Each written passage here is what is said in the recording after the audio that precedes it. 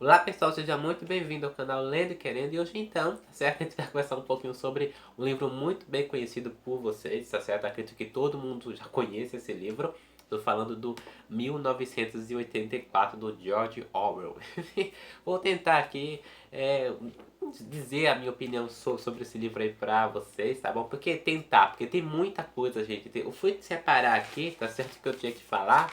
E assim, é impossível falar isso aqui tudo em um vídeo. Mas o que é que eu vou fazer? Eu vou ser guiado aqui pelo meu roteiro, tá certo? Pelos meus pensamentos, o que eu pesquisei, o que eu li também aqui, tá?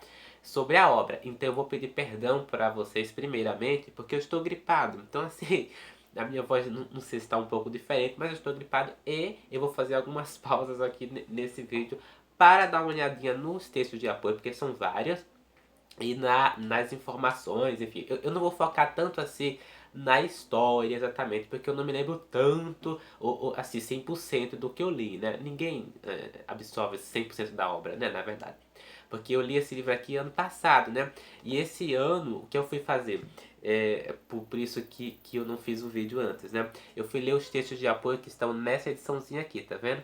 Da Companhia das Letras, que foi publicada ali, eu não sei se foi ano passado, não lembro ao certo, mas eu sei que essa edição aqui é a mais completa, do George Orwell, de 1984. Aqui temos trocentos textos de apoio. Então, eu li o livro ano passado, em 2020, e li esse livrozinho aqui, os textos de apoio, na verdade, né? Esse ano, então por isso que eu demorei para fazer o vídeo. Por que eu demorei? Porque são vários textos de apoio mesmo, tá, gente? Estou falando sério. Só para vocês terem ideia, eu não sei nem quantos textos de apoio tem aqui, porque eu esqueci de contar. Mas assim, tem uns textos de apoio que eu precisei reler, porque aparecem também nessa edição aqui.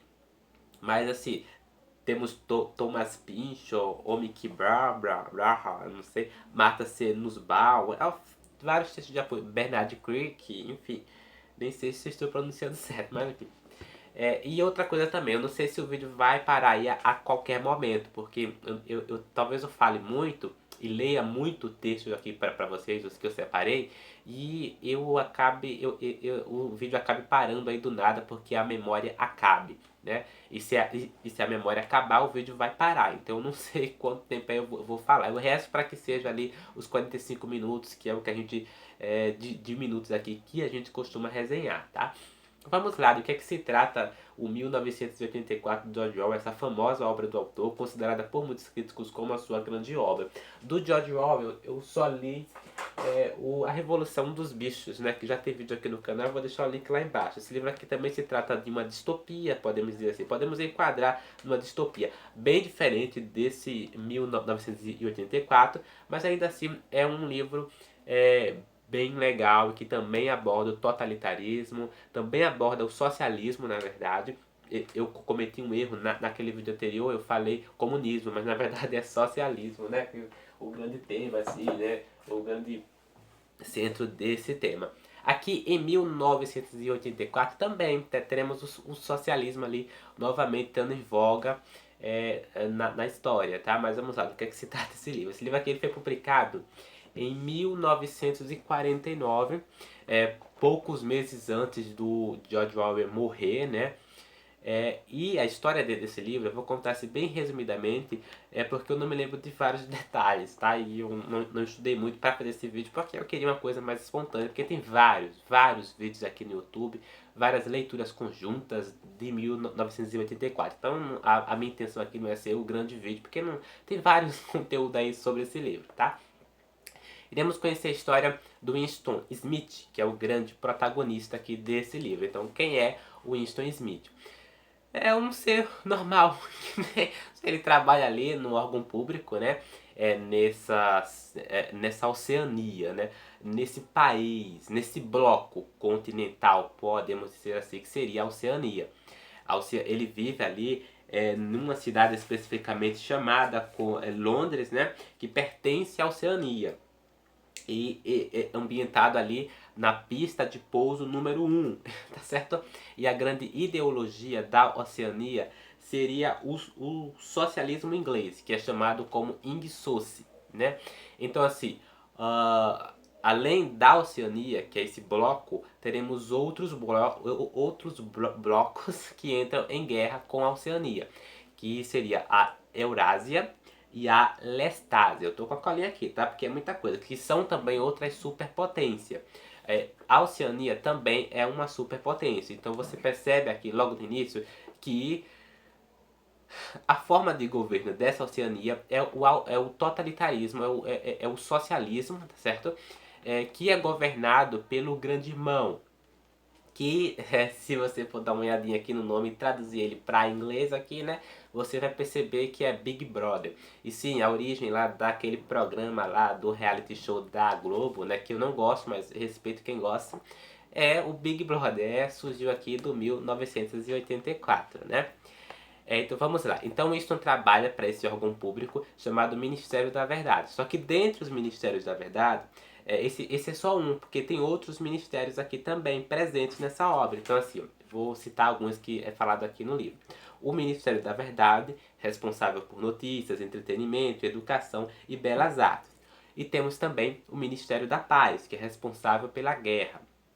Temos também o Ministério do Amor, a qual cabia manter a lei e a ordem, e o Ministério da Pujança, responsável pelas questões econômicas. Seus nomes em nova fala: Miniver, Mini Paz, Minamor e Mini Pujar. Engraçado os nomes, é tudo bem reduzido por causa da nova língua, porque esse Ministério da Paz, a qual o Smith, né, a qual Winston, o protagonista aqui, ele trabalha, está ali criando, né, um dicionário novo para as próximas gerações, tá bom? Em poucos tempos, digamos assim, a estipulação seria até 2050, as pessoas não lembrariam mais a fala a qual eles conversam, né? O idioma, enfim, a qual eles conversam, que é mais recheado de palavras, enfim, certinhas, né? Todas muito bem derivadas, enfim, que seria esse o dialeto em que nós estamos falando agora, né? O que estamos tentando falar. Enfim, então nesse mundo, nesse bloco, na verdade, a Oceania, temos as Telitela, é, que vai falar aqui que as Telitela vigiavam ele ali 24 horas por dia, sabe? Qualquer expressão facial ali que fosse estranha para quem estivesse assistindo as Telitela viria à tona, entendeu? E eles são vigiados assim diariamente por 24 horas. É uma coisa assim absurda e espantosa, assustadora mesmo, porque eles não podem, eles têm que se controlar o máximo possível. Então, desde as expressões faciais até o que eles vão falar, tá bom? Inclusive, você percebe aqui em uma das cenas, logo no início, tá? Do livro, é a questão do dicionário, né? Winston escreve ali um dicionário escondido do governo sobre o que ele pensa. Então, assim, você percebe que o Winston ele tem memória do passado, algumas memórias, e ele estranha o fato desse novo governo, porque é muito diferente daquilo que ele imagina na sua, sabe, na sua cabeça. Ele pensa que tem alguma coisa de errado aí, sabe? E ele vai em busca da verdade. Então, nesse Ministério da Verdade, ele vai conhecer ali também outras pessoas que trabalham com ele, enfim, também. Mas você percebe que eles não podem questionar muito, né? Perguntar muito, porque tudo aquilo pode ir de contra ele, se vocês me entendem. Então eles têm que se manter ali, tá certo? Na linha, não podem falar muito, não podem não podem manifestar opinião contra o governo. Outra coisa também que o Ministério da Verdade acaba fazendo, que eu anotei aqui, né? Porque o Ministério da Verdade é o órgão que cuida da informação pública, né? Então tudo que está ligado à informação, a fatos históricos, a Oceania, especificamente o Ministério da Verdade, cuida, né? Enfim, ele espalha ali, tem que ser tudo muito bem certo. Então, assim, uma coisa que eu pesquisei é sobre a questão do revisionismo histórico e da propaganda, que também é uma coisa que o Ministério da Verdade, o departamento, o órgão a qual o Winston trabalha, também cuida. O que seria ali o revisionismo histórico? Seria você pegar os fatos históricos, tá bom? E adaptá-los.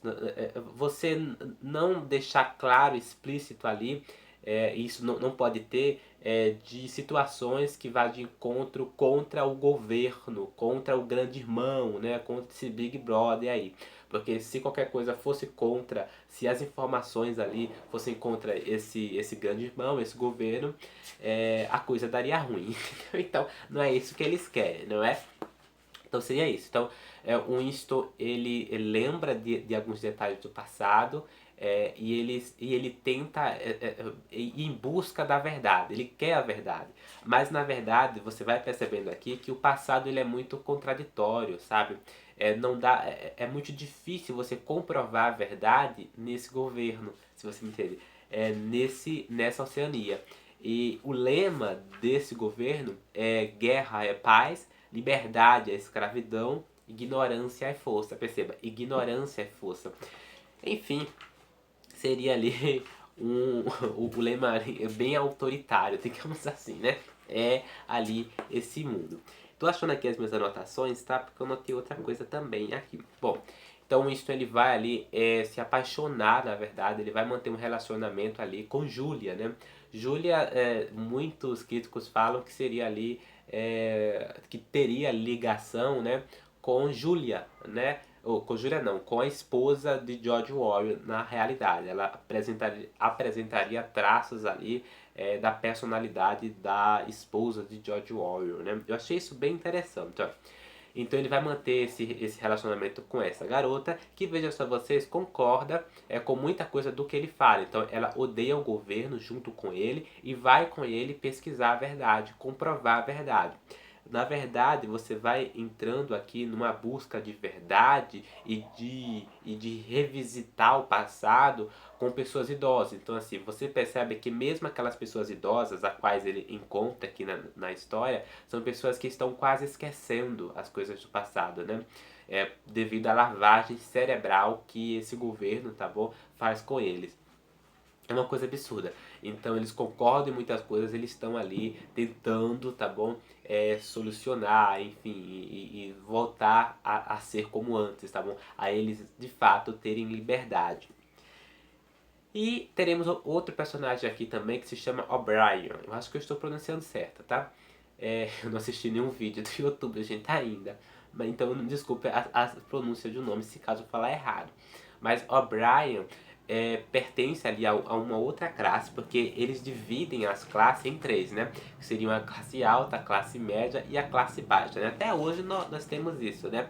Só que no caso deles é bem diferente, porque na classe alta teremos ali o grande irmão e o partido interno, né? Que, enfim. Só que assim, dentro desse partido interno, quem é que participa? Exatamente, o O'Brien. Então o O'Brien ele está ali na classe alta e exatamente no partido interno. Então qualquer coisa que vá ali contra o governo, ele quer saber, ele vai saber e ele vai tentar ali ajustar as contas, né? Temos também a classe média, que é a qual o protagonista Winston faz parte aqui, que participa ali do partido externo. E dentro desse partido externo, tá? Nós temos o Winston e a Julia, tá bom? Que é a pessoa ali a qual o Winston vai se apaixonar e vai manter o relacionamento aqui por um bom tempo.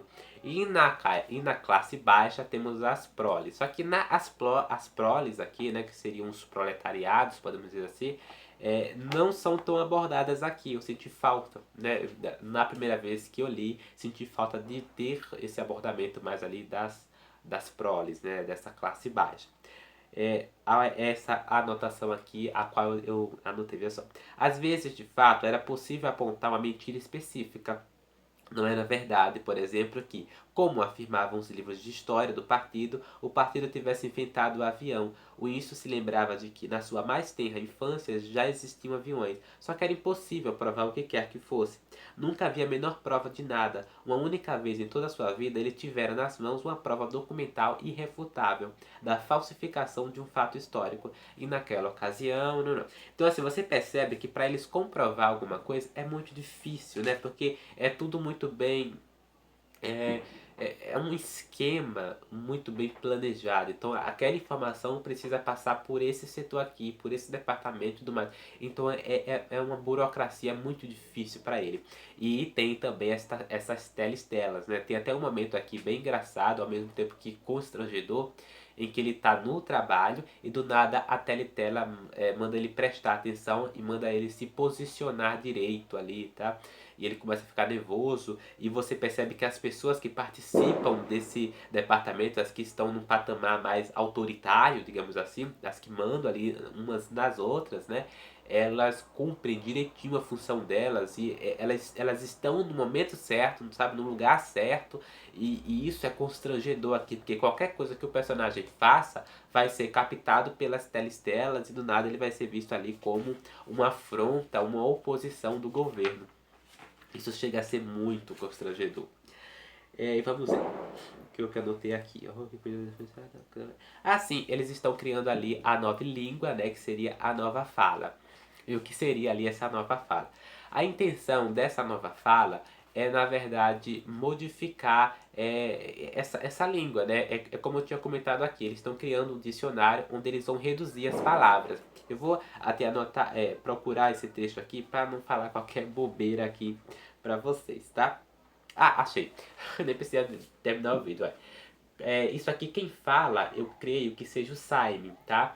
Ele vai falar aqui sobre a formação das palavras nesse regime totalitário. Eles estão criando esse dicionário que vai ser o novo idioma ali. O novo idioma não, né? Um novo tipo de falar deles, podemos dizer, no futuro, né? Então, vai ser dito aqui o seguinte.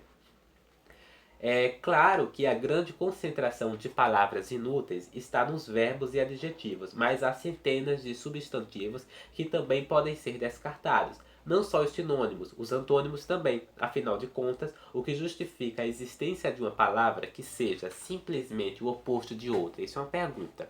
Uma palavra já contém em si mesma o seu oposto. Pense em bom, por exemplo. Se você tem uma palavra como bom, qual é a necessidade de uma palavra como ruim?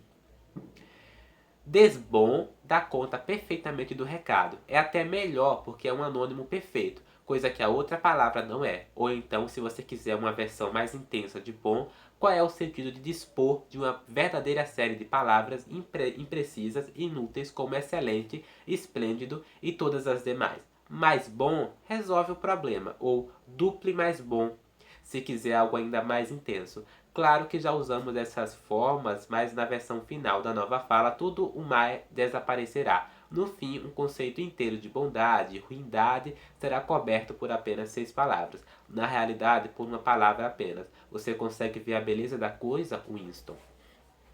Constrangedor, né? Então você percebe que eles querem reduzir e eles querem tornar mais fácil, né? Tudo que é mais fácil acaba não tendo uma complexidade maior ou acaba sendo menos difícil, né? Tendo menos dificuldade, né? Então você percebe aqui a questão do bom, né? Para que o ruim, se existe o bom e você consegue apenas dizer que o ruim, no caso do bom ali, seria o desbom. O desbom significaria por si só o ruim. E se quisesse uma coisa mais intensa, seria o duple mais bom, que seria muito mais que bom. Entendeu? Então, assim, essa seria a intenção ali. Aí ele fala aqui uma coisa assim que, meu Deus, ó, a revolução estará completa quando a linguagem for perfeita. A nova fala é o Source, e o Source é a nova fala. Isso é constrangedor. Ele vai falar ali sobre até 2050 no máximo, entendeu? Vai falar sobre a questão de como obras como as de Shakespeare, a de Strauss, Milton, Byron, né? Seriam ali, entrariam em novas versões, né? E se tornariam menos complexas, né? Enfim, isso é perturbador? Mas seria ali um dos grandes objetivos ali desse departamento, né? Desse órgão. Vou pausar aqui o vídeo para procurar outro texto. Vamos lá.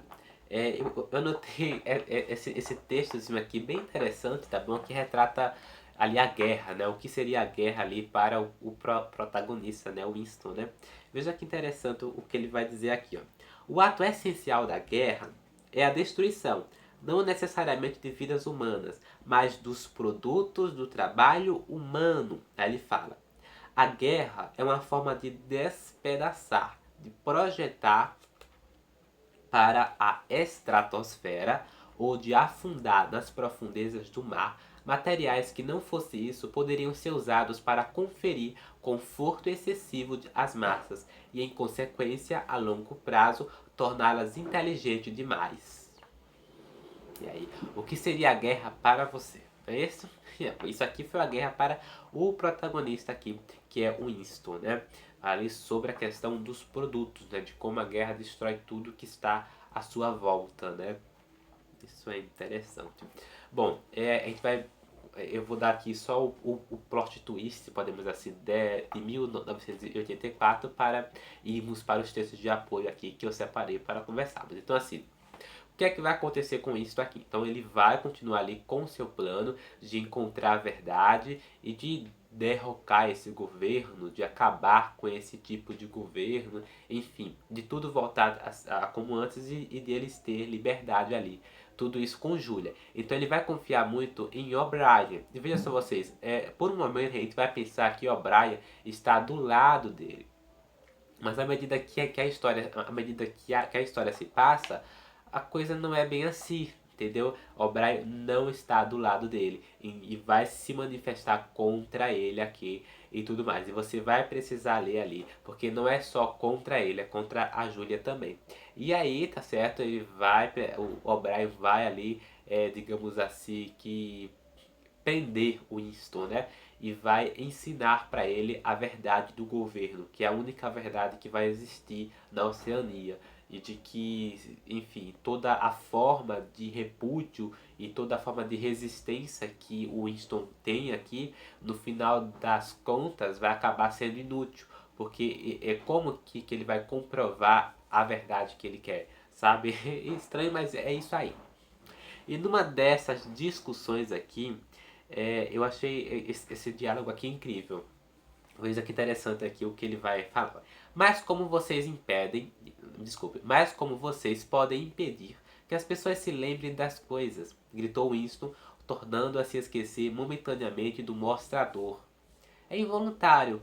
É uma coisa que foge ao controle da pessoa. Como podem controlar a memória? A minha vocês não controlarão. Não controlaram. Aí O'Brien voltou a assumir uma atitude severa, levou a mão ao mostrador. Era falar assim, pelo contrário, disse. Foi você que não a controlou. Por isso foi trazido para cá. Está aqui porque não teve humildade suficiente, não teve autodisciplina, não se dispôs ao ato de submissão, que é o preço a ser pago pelo equilíbrio mental. Preferiu ser um lunático, uma minoria de um. Só a mente disciplinada enxerga a realidade, Winston. Você acha que a realidade é uma coisa objetiva, externa, algo que existe por conta própria. Também acredita que a natureza da realidade é auto-evidente. Quando se deixa levar pela ilusão de que vê alguma coisa, supõe que todos os outros veem o mesmo que você. Mas eu lhe garanto, Winston, a realidade não é externa. A realidade existe na mente humana e em nenhum outro lugar. Não na mente individual, que está sujeita a erros e que de toda maneira logo perece. A realidade existe apenas na mente do partido, que é coletiva e imortal. Tudo que o partido reconhece como verdade é a verdade. É impossível ver a realidade se não for pelos olhos do partido.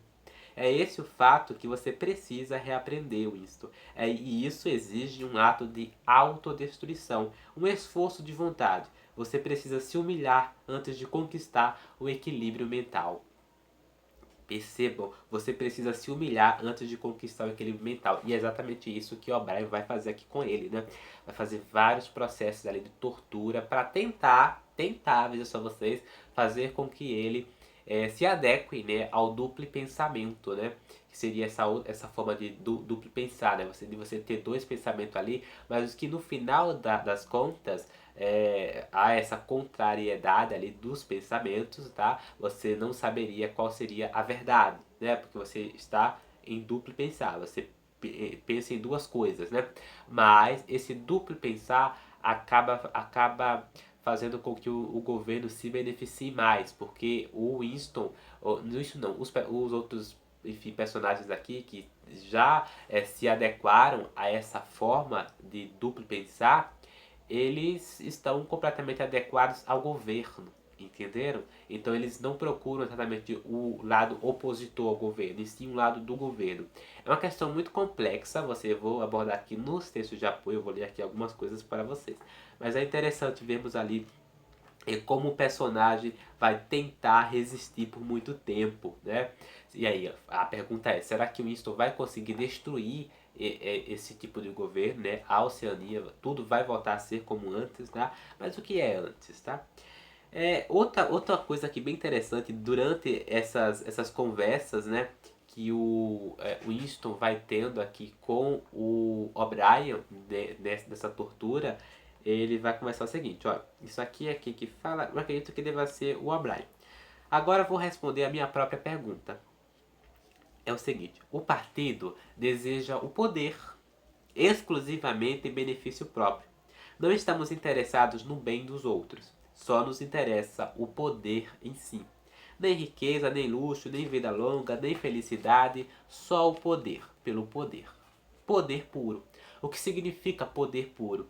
Você vai aprender daqui a pouco. Somos diferentes de todas as oligarquias do passado, porque sabemos muito bem o que estamos fazendo. Todos os outros, inclusive os que se pareciam conosco, eram covardes e hipócritas. Os nazistas alemães e os comunistas russos chegaram perto de nós em matéria de métodos, mas nunca tiveram a coragem de reconhecer as próprias motivações. Diziam, e talvez até acreditassem, que tinham tomado o poder contra a vontade por um tempo limitado, e que na primeira esquina da história surgiria um paraíso em que todos os seres humanos seriam livres e iguais. Nós não somos assim.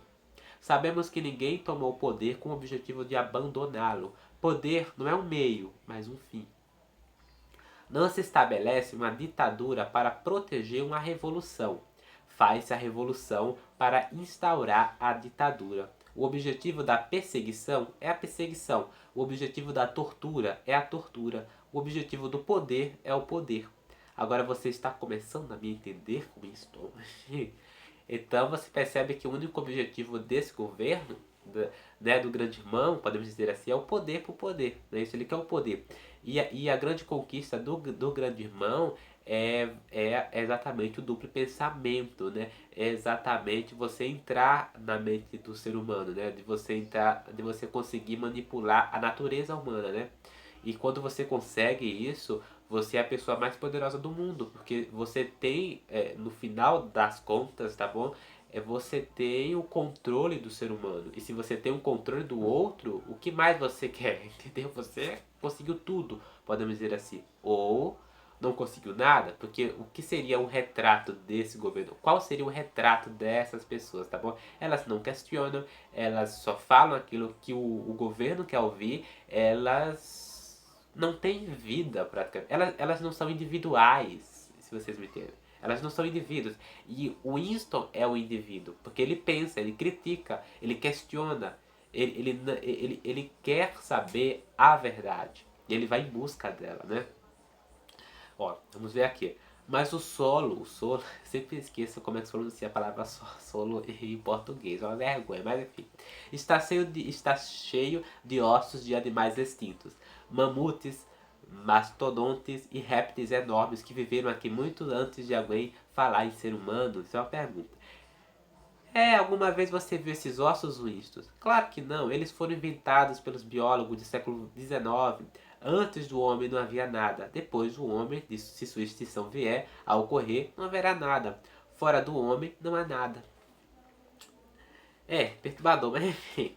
Agora vamos lá, esse diálogo aqui que é mais assim, mais grandão, entendeu? Enfim, se o vídeo parar a qualquer momento, eu gravo outra parte e completa aí pro canal, tá, gente? Mas eu vou prosseguir aqui até quando terminar de fazer tudo que eu tenho que fazer.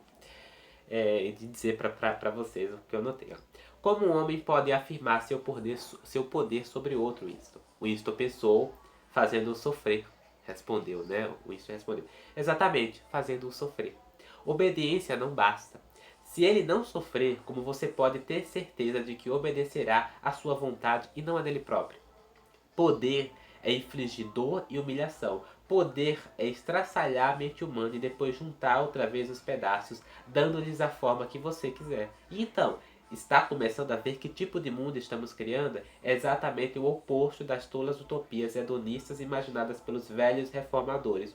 Um mundo de medo e traição e tormento, um mundo em que um pisoteia o outro, um mundo que se torna mais e não menos cruel à medida que evolui. O progresso no mundo será o progresso da dor. As velhas civilizações diziam basear-se no amor ou na justiça. A nossa se baseia no ódio.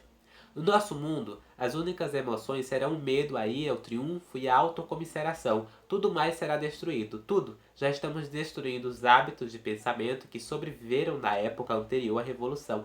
Cortamos os vínculos entre pai e filho, entre homem e homem e entre homem e mulher. Ninguém mais se atreve a confiar na mulher ou no filho ou no amigo. Uma coisa que vai ser dita aqui que é interessante é a questão da empatia, né? Porque esse governo aqui ele já não é mais um governo empático, né? As pessoas elas têm o seu elas vivem para o governo, se vocês me entendem. Então, tem até uma cena perturbadora em que o Winston vê uma coisa ali no chão, sabe? Algum órgão humano, não sei. E ele joga aquilo ali. Pelo que eu me lembro. Então, assim, as pessoas não têm mais empatia uma pela outra, né? Isso chega a ser perturbador. E aí ele vai falar aqui no final, né? Sobre, olha, se você quer formar, essa frase aqui é clássica, né? As pessoas citam muito essa frase. Se você quer formar uma imagem do futuro, imagine uma bota pisoteando um rosto humano para sempre. Ó, e lembre-se de que é para sempre. O rosto estará sempre ali para ser pisoteado. Os heréticos, os inimigos da sociedade estarão sempre ali para ser derrotados e humilhados o tempo todo. Tudo o que você tem sofrido desde que caiu em nossas mãos, tudo isso continuará e ficará pior. A espionagem, as traições, as prisões, as torturas, as execuções, os desaparecimentos nunca cessarão. Será um mundo de terror, tanto quanto um mundo de triunfo. Quanto mais poderoso for o partido, menos tolerante será. Esse seria ali o partido deles, aí, certo? Do grande irmão e dessa sociedade. Vocês percebem também nesse livro, à medida que você vai lendo esse livro, a sensação do leitor, na verdade, é de encontrar uma solução para aquilo, né? Porque para pensar, a nossa realidade é diferente da realidade do que essas pessoas vivem. Então nós, por exemplo, aqui os brasileiros, somos livres, temos liberdade. Essas pessoas não têm liberdade. Então você fica vendo isso aqui, notando, imagine se o nosso país fosse assim. Se a realidade, né, enfim, se os países fossem dessa forma aqui. Nem George Orwell acreditava, né, ele já falou em um artigo, inclusive, que não acreditava que isso aqui fosse acontecer exatamente dessa forma, sabe? Mas, tá, ele deixa esse livro aqui, e inclusive foi traduzido para mais de 60 países, tá? Volta sempre, tiragens, já entrou em domínio público aqui no Brasil. E é um dos livros mais traduzidos do mundo e tudo mais espalhados e tudo mais, como uma forma de até as pessoas pensarem, né? Criticarem mesmo, sabe? Fazerem ali os seus paralelos, tá bom? Com a própria realidade, com o que é um governo autoritário. Eu achei isso aqui bem interessante. Olha. Nem sempre a dor é suficiente. Há ocasiões em que o ser humano resiste à dor e morre sem se entregar. Mas para todo mundo existe algo intolerável, algo para o qual não consegue nem olhar, nada a ver com coragem e covardia. Se você cai no precipício, não é covardia agarrar-se a uma corda. Se mergulhe e depois aflora a superfície da água. Não é covardia encher os pulmões de ar, é mero instinto. Uma coisa que não há como reprimir. É o que acontece com os ratos. Você não os tolera. São uma forma de pressão em que você não consegue resistir, nem que queira. Fará o que queremos que façam. O Winston tem assim, muito medo de ratos. Então, uma das torturas do O'Brien aqui é com ratos, sabe? E assim, é uma tortura, meu Deus, é uma coisa bem assim, é bem surpreendente e ao mesmo tempo vai fazer você ficar sem ar por alguns minutos. É perturbador isso aqui. Agora veja só que interessante. Nos textos de apoio que eu separei esse texto aqui bem interessante, que nessa edição existe esse texto de apoio, e também na edição lá que eu mostrei aqui logo no início, tá bom? Que é os princípios da nova fala, tá bom? A separada aqui, que vai explicar pra gente, tá bom? Onde surgiu a nova fala, o que é essa nova fala, enfim, vai falar ali sobre tudo isso aí. E aí vai dizer aqui, o objetivo da nova fala não era somente fornecer um meio de expressão compatível com a visão do mundo e os hábitos mentais dos adeptos do Saussure, mas também inviabilizar todas as outras formas de pensamento, né?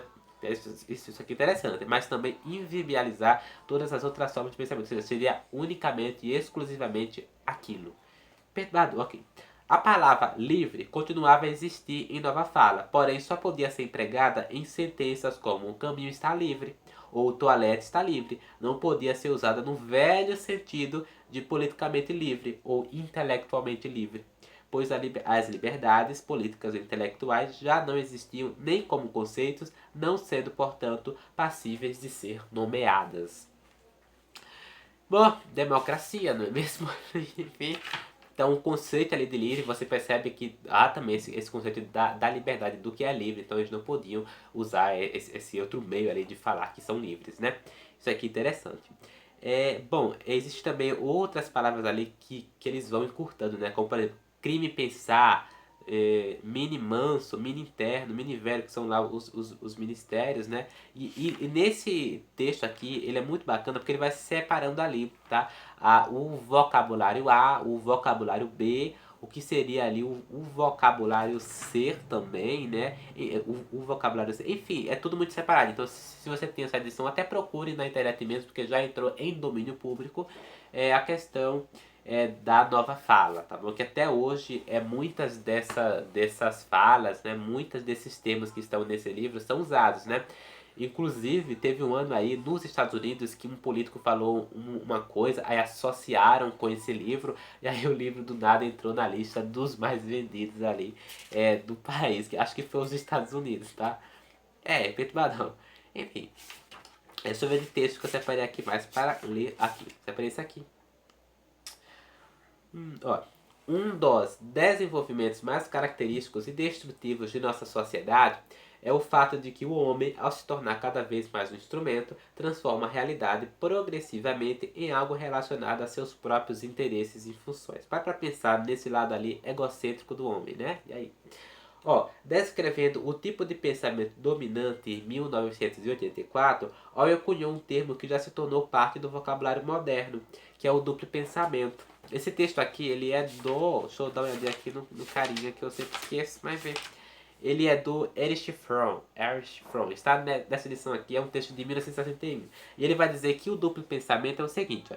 O duplo pensamento significa a capacidade de abrigar simultaneamente na cabeça duas crenças contraditórias e acreditar em ambas. Exatamente. Esse processo precisa ser consciente ou não seria conduzido com a necessária precisão, mas também precisa ser inconsciente, do contrário, traria consigo um sentimento de falsidade e, portanto, de culpa.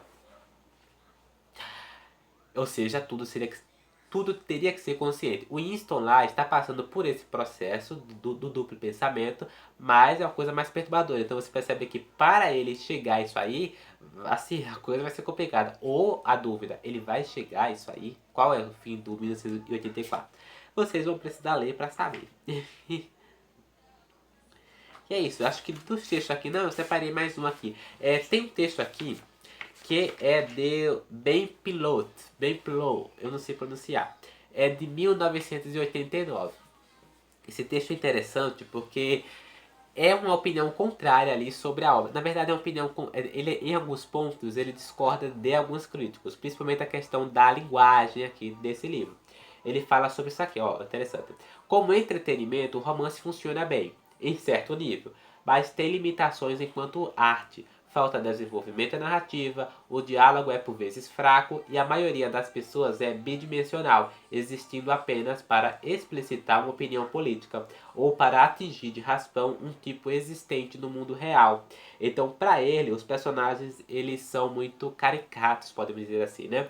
Então, os personagens ele representam um tipo de política, enfim, isso faz com que isso faz com que ele tenha limitação, né? Mas tem limitações enquanto arte, né? Falta desenvolvimento e narrativa, o diálogo, essa parte do diálogo, em alguns momentos eu concordo, é um pouco fraco às vezes, comparado a outros clássicos da literatura, é claro. Mas esse livro aqui, tá, gente, ele é colocado por muita gente como um dos 100 maiores livros da literatura inglesa da década de 20 até ali, tá? Sei lá, a década de 80, 90, né? É considerado um dos grandes clássicos ali da literatura inglesa, tá? E muitos livros colocam, e muitas listas colocam também esse livro como um dos grandes assim.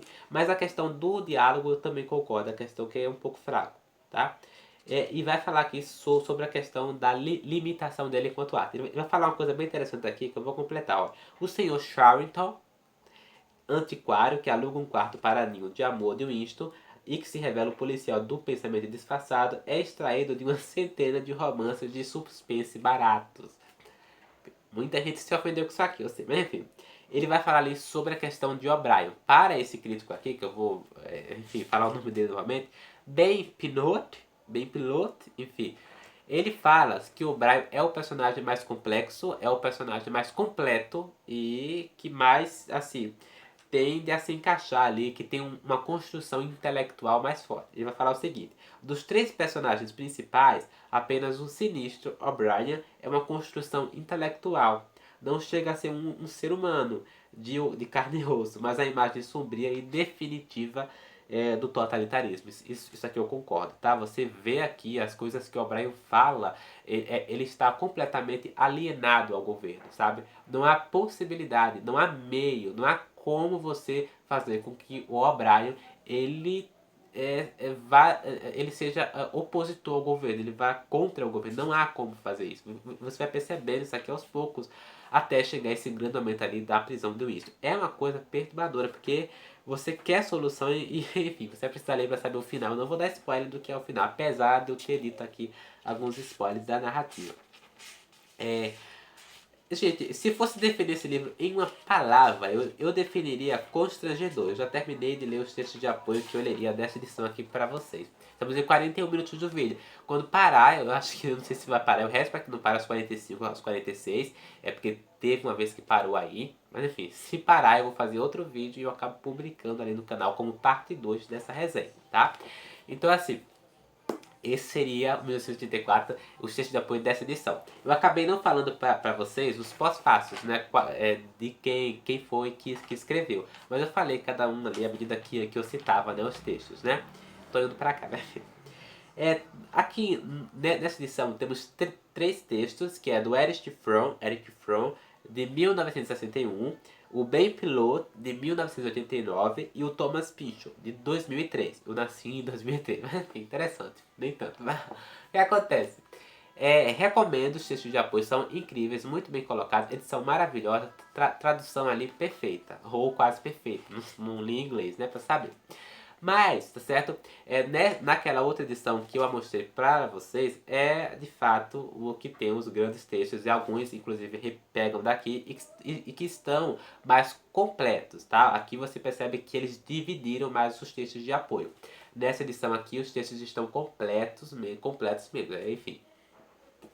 E é sempre bom você dar uma lida nesses textos, porque você vai entrar em contato com ideias contrárias, tá bom? Como é o caso daquele crítico ali que não gosta dos diálogos e da construção dos personagens dessa narrativa, tá? Para muitos críticos, e para mim também, esse acaba sendo um livro um tanto que incompleto e um tanto que exagerado. Eu acho esse livro incompleto e exagerado, mas nem por isso eu não reconheço a sua grande qualidade, tá bom? Que o torna, na minha opinião, um dos meus livros ali favoritos acerca do autoritarismo, acerca do totalitarismo, acerca do socialismo, né, esse tipo de governo. Enfim, é uma das grandes distopias, se não a minha favorita, chega a ser uma das, né? Porque eu gosto muito do Fahrenheit 451, que já tem vídeo aqui no canal também. Uma caixinha passou aí na rua, mas tudo bem. De textos aqui dessa edição, eu separei dois, tá? Mas eu vou dar uma lida logo em um que eu separei aqui, sobre a questão dos temas, tá? Quais são os temas aqui desse livro? Uma pessoazinha aqui maravilhosa, um crítico aqui, acabou dividindo, né, os temas desse livro. Vou dar uma lida aí para vocês que não tem esse e-book, né?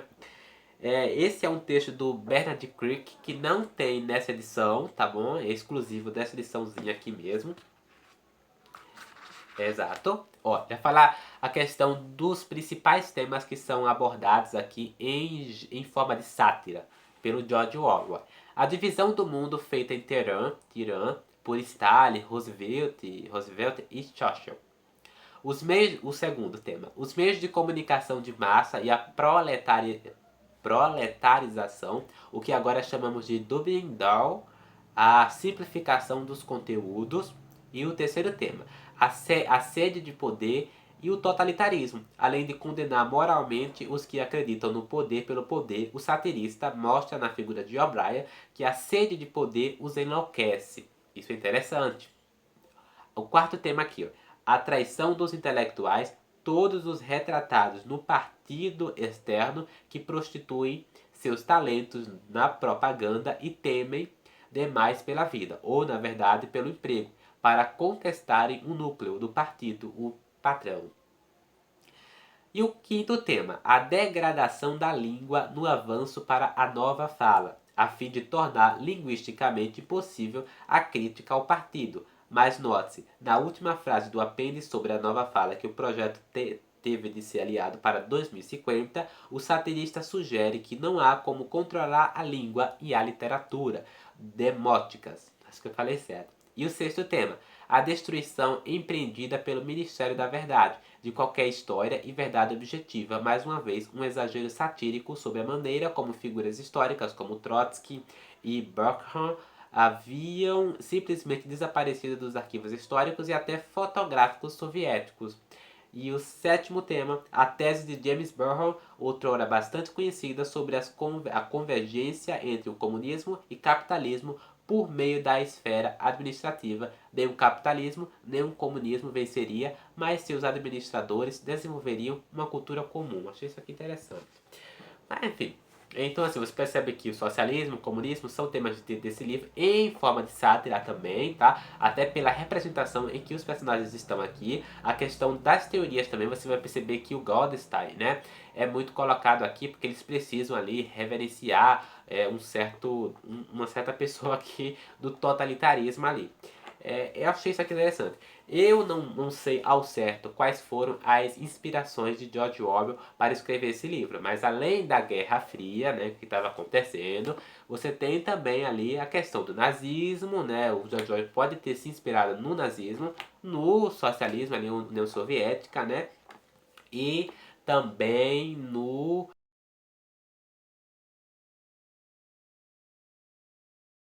da Itália.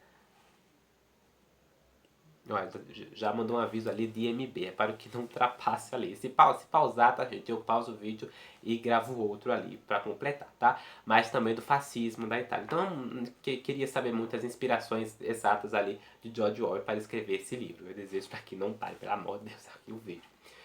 Enfim, é isso dos textos aqui. Tem outro texto que eu separei dessa liçãozinha que eu vou dar uma lida aqui, que é a piedade trágica para ter muitos objetos. Ó, esse texto ele é interessante. Interessante, parece um tanto vago, né? Eu assisti o filme Capitão Fantástico, né? Ou algo do tipo, e tem uma cena que o menino fala: ah, você falar interessante é muito vago, você precisa esclarecer por que é interessante. Aquela cena é incrível. Mas enfim, talvez eu tenha sido um pouco vago aqui ao falar interessante. Mas não, é porque deve ser bem notada esse textozinho aqui, em que ele fala sobre a questão da tragédia em 1984. E veja só vocês, tá certo? Eu vou tentar achar esse texto, vou aos poucos aqui, então, até que o vídeo tá... achei. Achei aqui. É um texto longo, então vocês vão precisar ter paciência para ler, mas é bacana vocês prestarem atenção. A piedade trágica possa ter muitos objetos. Júlio César, tá bom? A peça do Shakespeare, não é isso? Ou a figura histórica, creio eu.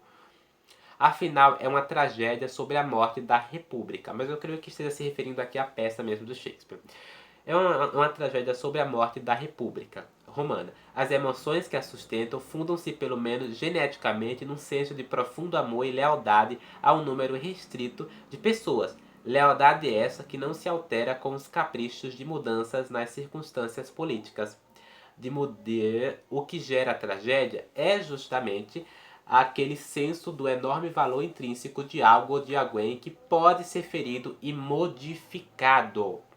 Ó, A piedade, a emoção trágica, depende da ideia de que algo ou alguém que tem grande importância para toda a concepção e o significado de vida de uma pessoa está passando por grande sofrimento. Então, assim, essa seria ali a ideia da tragédia aqui, não é isso? Que remonta ali desde o Júlio César e tudo mais. O gesto protetor é fruto natural da piedade.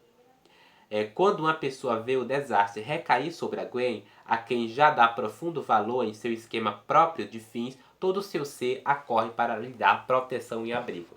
Lembram a questão da tragédia ali, sobre que envolve aqui a piedade, enfim, que tem a ver com essa necessidade humana de acalentar o outro, seria essa palavra, de confortar o outro, né, de proteger o outro e de dar abrigo ao outro, coisa que no mundo de 1984 aqui não é permitido. Então as pessoas aqui, elas não têm empatia. Então não seria necessariamente a grande tragédia aqui na história, né?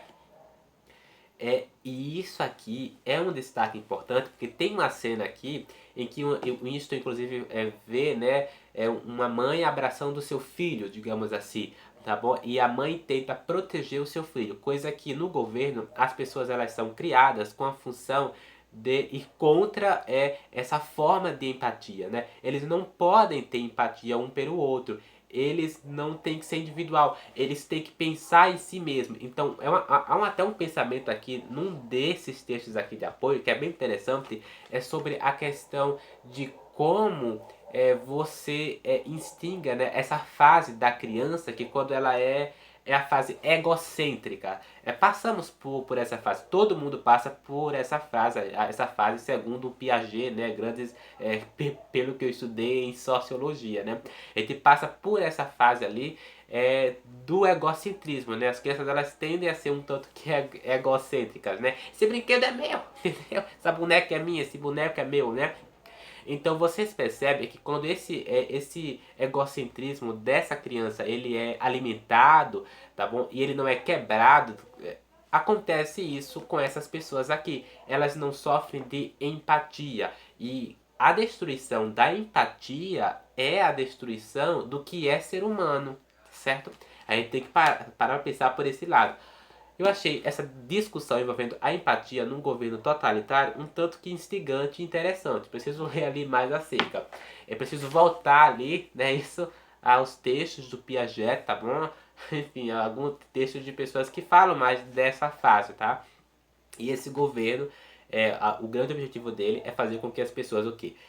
Vê ali algo de errado, contem para o governo, enfim, não demonstre ali a oposição ao governo. Se verem os seus pais ali fazendo qualquer tipo de coisa de errado, tem que falar ao governo e os pais têm que ser presos. Então assim, eles são treinados, eles são fomentados para fazerem isso. Então assim, é perturbador, entendeu? Não dá para confiar em ninguém.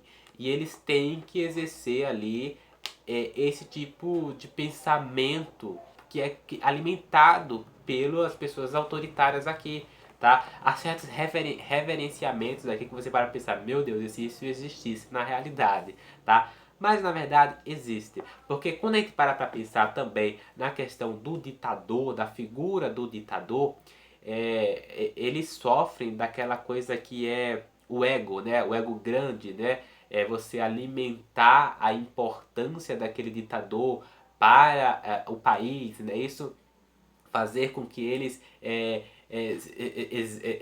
alimentem mais essa forma deles em continuarem a agir do jeito que estão, entendeu? Então assim, é uma coisa que você para pensar e faz associações, vocês fazem associações aqui com o que acontece em muitos governos autoritários que enfim, ou seja, da modernidade, tá bom? Do século XXI, na verdade, ou também de séculos passados, tá? Você nota que essas características, elas são muito comuns, tá? Elas são muito recorrentes em pessoas ditadoras, em pessoas autoritárias, tá bom? Desde Hitler, Mussolini, enfim, a gente parar pensar nessas pessoas, Stalin, sabe? Aquelas coisas de você reverenciar eles, né? E achei isso aqui bem assim, perturbador. É isso. Deixa eu ver o que tem aqui. Eu tô gripado, tá? Então me perdoem ali a voz e a forma como eu tô falando hoje. Tô um pouco confuso por causa da gripe. Eu anotei um texto bem bacana do Arquipélago Goulart. Então eu vou pausar o vídeo para achar esse texto para ler para vocês. Esse texto interessante é do Arquipélago Goulart, do Alexander Solzhenitsyn. É um texto que quando eu li isso aqui, lembrando que eu comecei a ler esse livro esse ano, tá? Digamos que um clássico da literatura, que nós temos os registros, né, dos momentos em que Alexander Solzhenitsyn passou pelo momento lá de prisão, né, durante o governo soviético lá na Rússia, né, tudo mais, enfim, a União Soviética e tudo mais, por Stalin, tudo mais, ele passou muitas coisas aqui, ele viu muita coisa e ele escreveu sobre essas coisas, colocou nesse livro aqui. Ele fala sobre a questão dos malfeitores no mundo, na verdade, na realidade, tá bom? Quem são os malfeitores e por que eles são malfeitores? Ele vai dar quando eu li esse texto, eu fiz uma assimilação a esse livro que eu li ano passado. E eu falei, poxa, é exatamente isso. Na verdade, eu fiz uma assimilação ao que acontece no mundo. Porque é isso aqui, entendeu? Não tem como você dizer, não é isso aqui, entendeu? Eu vou pegar aqui ele pra vocês, ó. O texto é como se deve entender um malfeitor. E preste muita atenção porque ele é um pouco grande, porque eu vou pegar também a parte da ideologia. Porque a ideologia desse governo aqui é o socialismo inglês, né? Tem até um nome mais certinho aqui que é o Ingsoce, né? Resumidamente, mais direto, né? Como se deve entender um malfeitor? O que é isso? Existe isso no mundo? Seria mais fácil dizermos que eles não podem existir. Que eles não existem. É aceitável que um conto de fadas represente malfeitores para crianças para simplificar o cenário, mas quando a grandiosa literatura mundial dos últimos séculos não para de nos empurrar modelos de malfeitores inteiramente sombrios, tanto Shakespeare como Scriabin e Dickens, isso já nos parece um tanto burlesco e canhestro para a percepção contemporânea. Os malfeitores deles reconhecem a si mesmos claramente como malfeitores e sua alma como sombria, eles raciocinam assim: não posso viver sem fazer o mal. Deixe que eu jogue pai contra filho, deixe que eu me deleite com o sofrimento de minhas vítimas. Iago declara com precisão seus objetivos e motivações sombrios gerados pelo ódio. É exatamente isso. E aí ele vai falar aqui, né, sobre a questão da ideologia, né? Porque no final das contas, tá, os malfeitores são guiados por ideologias, né? Eles refutam tanto ideologias contrárias, né, que na verdade eles seguem as suas próprias ideologias. Ó, a ideologia é ela que dá a justificativa buscada para a malfeitoria e aquela duradoura firmeza necessária ao malfeitor. Aquela teoria social que o ajuda a isentar-se de seus atos, perante si mesmo e perante os outros, e a ouvir louvor e honra, em vez de reprimendas e imprecações. Desse modo, os inquisidores socorriam-se do cristianismo, os conquistadores do enaltecimento da pátria, os colonizadores da civilização, os nazistas da raça, os jacobinos e bolcheviques da justiça, da fraternidade, da felicidade para gerações futuras. Graças à ideologia, coube ao século XX aplicar a maldade sobre milhões de pessoas. Não se pode refutá-la, contorná-la, calá-la. E como é que nos atreveríamos com isso a insistir que não existem malfeitores? Então, quem destruiu aqueles milhões? E sem malfeitores, o arquipélago não existiria. É, vamos lá, vamos fazer uma associação aqui. Quando 1984 do George Orwell foi publicado, e passou-se ali algum tempo, né? A Revolução dos Bichos foi o livro que deu ali o dinheiro pro autor, né? Fez com que ele, enfim, tivesse com mais condições, né? Vendeu muito, digamos assim, depois de um tempo, né? Foi o que deu um tanto que até status pro George Orwell, que ele já vinha conquistando até com os seus artigos e tudo mais, né? Mas assim, muita gente associou esse governo aqui, fizeram, digamos assim, usaram isso aqui mais como aliança conservadora, né? Então os pensadores conservadores, tá? Os intelectuais conservadores da época usaram isso aqui mais como arma, sabe? Contra a esquerda, né? Porque o George Orwell por um bom tempo ele foi esquerdista, né? Ele foi esquerdista, mas ele não era cego. Então ele via ali o lado ruim do esquerdismo, mas também ele via o lado ruim de ser de direita e tudo mais. Então assim, por um bom tempo, os conservadores fizeram esse negócio, né? Pela questão desse livro aqui envolver o sócio, né? O socialismo e fazer, tá? Digamos assim, demonstrar pra gente o lado ruim do totalitarismo, os conservadores pegavam isso aqui e associavam ao comunismo, tá? Ao socialismo e tudo mais, mais como forma da realidade mesmo, tá bom? Do que está acontecendo na época mesmo, do contexto da época. E George Orwell foi claramente, veio a público e falou que não era essa a ideia do seu livro, não era essa a grande ideia do autor. A grande ideia do George Orwell, no final das contas, era mostrar para as pessoas o lado ruim de o lado ruim não, né? O ruim, tá bom? O podre do governo totalitário, tá bom?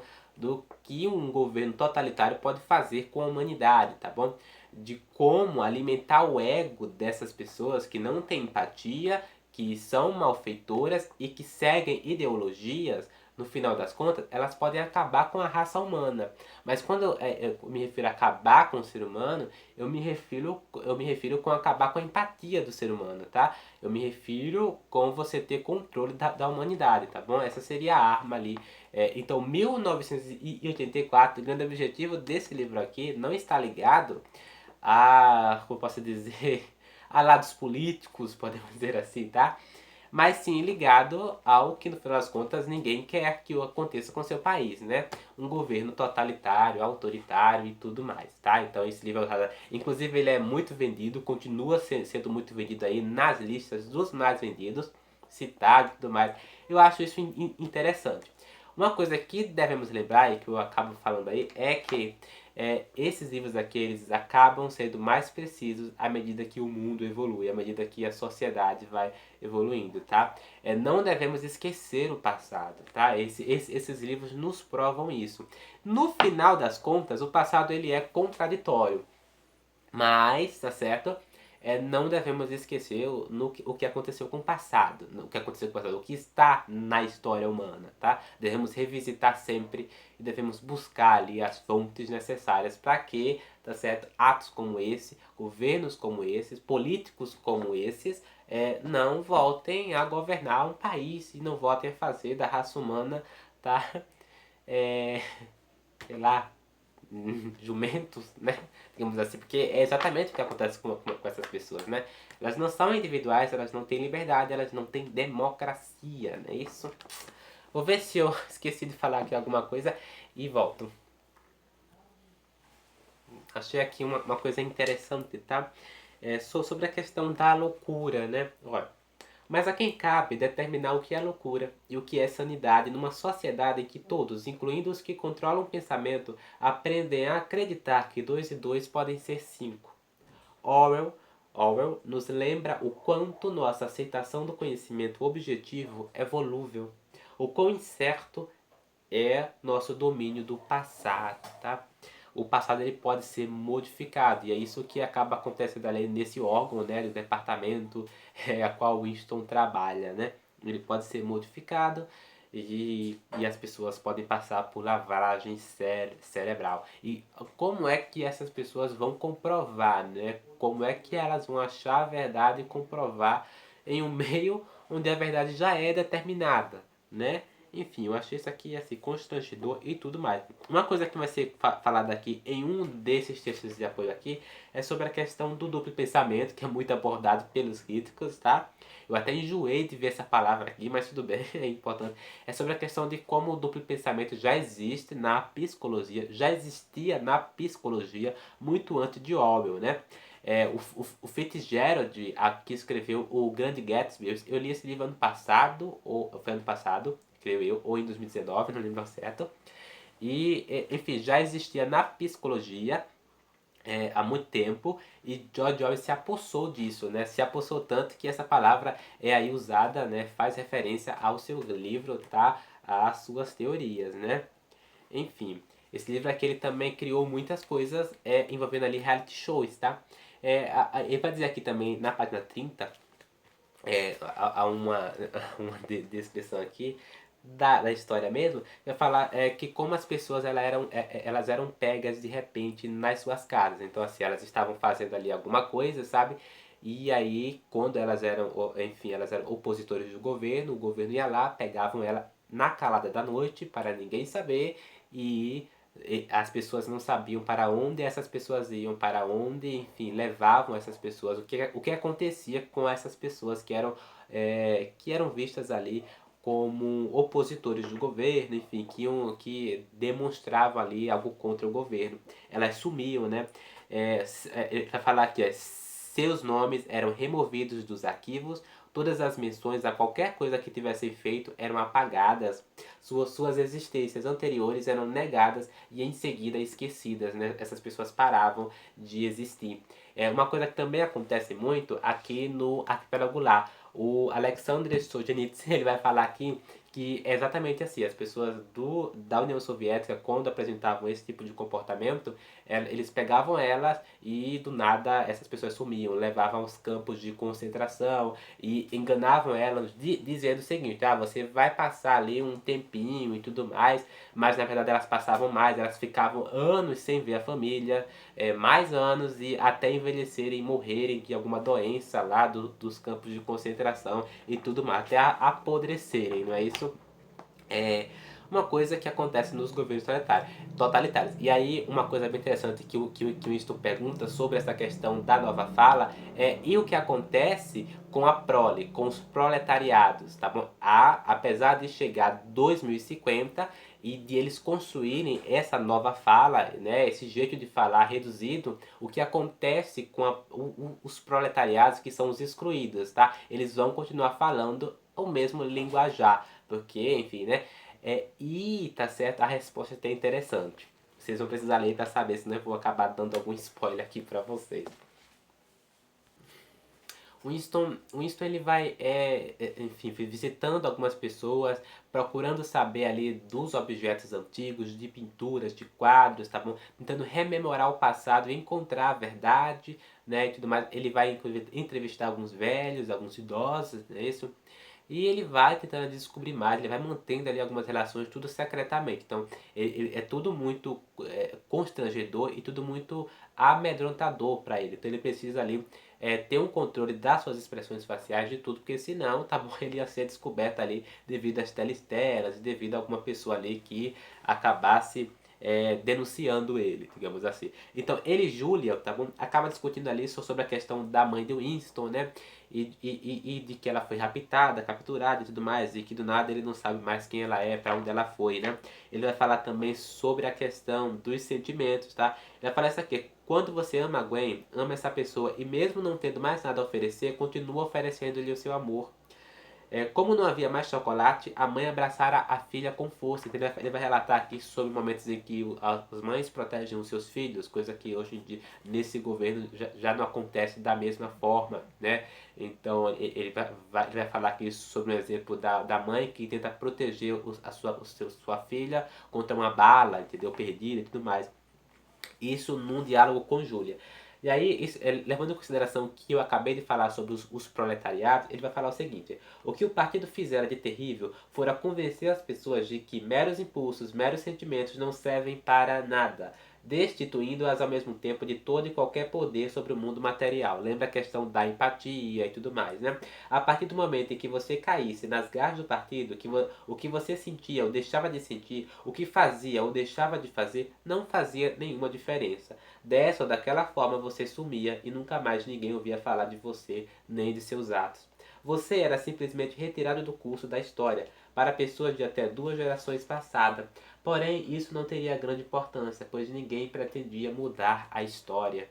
Eram pessoas regidas por lealdades particulares, as quais não eram questionadas. O que importava eram as relações individuais e um gesto completamente desamparado, um abraço, uma lágrima, uma palavra dirigida ao moribundo podiam ter seu próprio valor.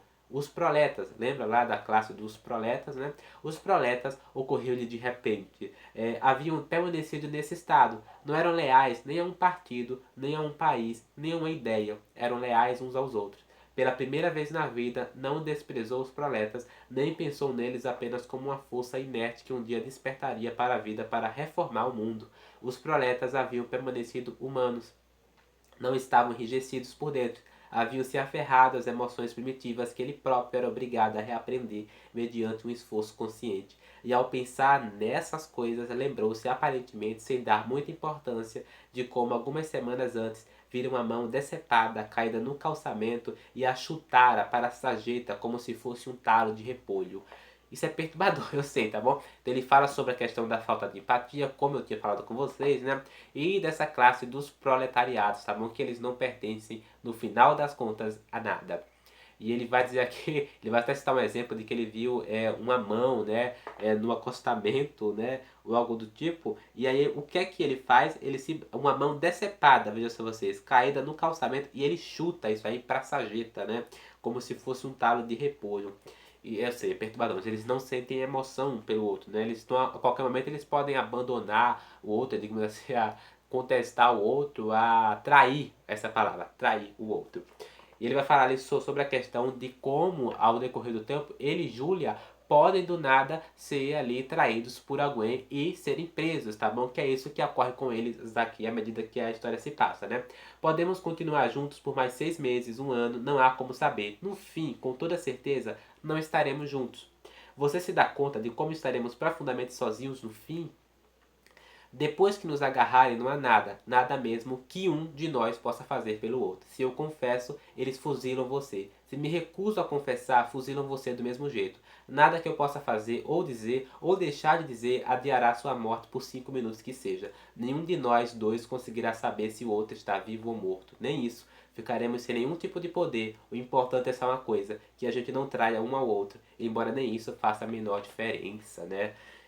É perturbador, eu sei, mas assim, enfim, você percebe, ele vai dizer aqui uma coisa interessante aqui, ó, porque não, os planetas são seres humanos, nós somos seres humanos, blá, blá, e ele vai dizer aqui sobre a questão a solução para eles seria no caso fugir daquele país, né? E aí eles pensam como eles fugiriam daquele país, né? Como eles fugiriam daí. E aí me veio uma ideia bem interessante, um paralelo, podemos dizer assim, de alguns países dos refugiados, né? Geralmente em países totalitários, quando temos pessoas que não suportam aquele tipo de governo, aquelas ideias, aquelas ideologias, elas fugem, né? E muitas vezes esses países totalitários, eles são muito bem controlados. A segurança nesses países é muito grande, né? A segurança militar, né? Enfim, o exército e tudo mais. Então é muito difícil sair desses países. Então as pessoas acabam fazendo o quê? Se refugiam ali pelas fronteiras ou algo do tipo. Ou elas são pegas, ou elas conseguem sair dali, mas o país vizinho é muito difícil de acesso. Quem fala isso, tá? É o... esqueci o nome dele, do Sapiens lá, Yuval Noah Harari. Yuval Noah Harari escreveu ali o 21 lições para o século XXI. Ele aborda essa questão dos refugiados, que cada ano mais aumenta os refugiados nos países aí, asiáticos e tudo mais.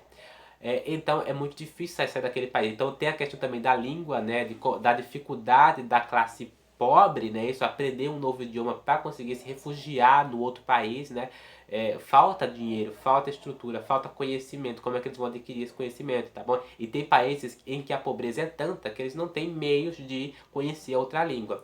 Então eles precisam ali fingir, muitas vezes esses outros países precisam devolver esses refugiados para os países ali vizinhos, porque senão vão ali ir de encontro com algum contrato que eles exerceram. Então assim, a dificuldade é tremenda.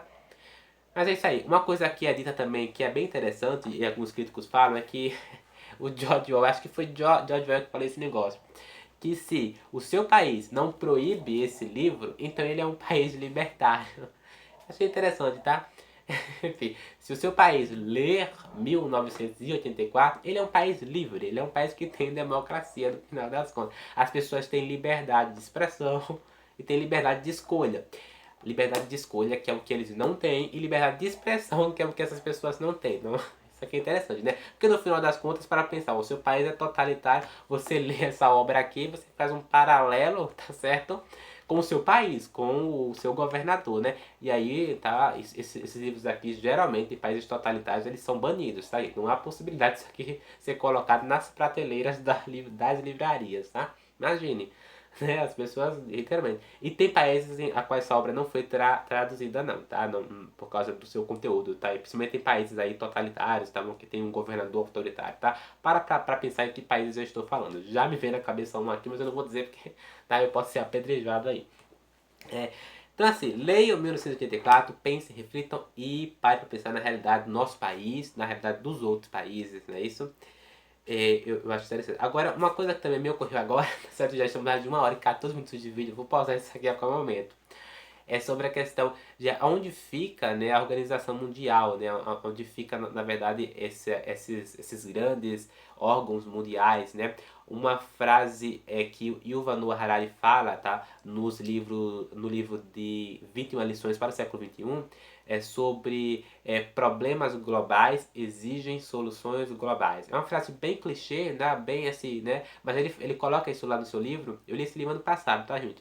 E eu parei para pensar nessas ONGs, né, nesses departamentos mundiais, né, que protegem ali a segurança do mundo, né, que protegem se alguma coisa ruim acontece na Síria ou em qualquer outro país, elas vão lá e se intrometem, tá bom? Eu fico parando para pensar nessas organizações, podemos dizer assim, onde é que elas ficam nesse momento quando acontece ali atos de censura, né? Quando acontece ali as autoritárias de governo. Aonde é que elas colocam as caras dela, né? No buraco só pode, né? Porque é exatamente dessa forma, né? É porque existem vários governos autoritários aí e elas não se intrometem, né? Mas a gente tem que parar para pensar também na questão das guerras nucleares, né? De que se cutucar ali a coisa pode ir avante e pode acontecer uma terceira guerra mundial, né? Como foi um assunto bem comentado, inclusive em um ano aí, né? Da Coreia ali do Norte e dos Estados Unidos e tudo mais, né? Mas devemos parar para pensar nisso ali, né? Enfim, e devemos parar para pensar principalmente dos interesses desses países sobre outros países e dos seus próprios interesses, tá bom? Quando a gente lida com o país, estamos lidando com outro tipo de governo, com pessoas interessadas na sua própria economia, né? Então, né, fica aí a discussão. Bom, eu termino aqui, estamos mais de 1 hora e 16 minutos, isso vai demorar para ser enviado para o YouTube. Eu espero que eu consiga enviar hoje para eu conseguir postar amanhã. Se gostou do vídeo, se inscreve no canal, ative o sininho, comenta aí embaixo para saber a sua opinião. Possivelmente, se você for um leitor recorrente aqui do canal, você já leu esse livro aqui, ele, enfim, é um livro bem lido, né? É um dos livros mais lidos aí do mundo, possivelmente na lista, né? E esse daqui fica entre aquelas distopias lá, do Admirável Mundo Novo, do Nós, né? Aquela distopia russa lá que eu não li, eu pretendo ler ainda. E eu não li Admirável Mundo Novo ainda, preciso ler também. E fica também no Fahrenheit 451, né? Eu gosto muito do Fahrenheit 451, aborda esse mesmo tipo de conteúdo, mais voltado ali pela questão da alienação da mídia, mas ainda assim é uma coisa que também aborda aqui a questão de como o governo manipula, né, as revistas pornôs que são publicadas, tá bom? Muito conteúdo pornô e menos conteúdo informativo para as pessoas, menos conteúdo jornalístico para as pessoas, então elas também são alienadas, é também abordado nessa distopia aqui. É algo a se pensar também, mas leia o Fahrenheit 451 que aborda mais isso sobre a questão literária, tá? A censura, né? Enfim. E é isso, prestem atenção sempre ao que acontece no seu país. Ato de censura, vai lá e protesta. Não deixa passar adiante. Qualquer tipo de ideia, enfim, que exista algum tipo de ideologia, vai lá e... Né? Hoje temos a internet, né? Então facilitou-se muito, mas isso não significa que qualquer coisa possa acontecer, né? Porque não dá para confiar nessas organizações mundiais no final da conta, né? Porque elas se escondem, né? Elas têm medo, né? De que alguma coisa aconteça no mundo, tá? E é isso. Um abraço, comenta. Apoie o canal também no Apoia-se. Eu vou deixar o link lá embaixo. Sempre deixo o link, é o primeiro link da descrição. E é isso, acho que eu falei tudo. Próximo vídeo.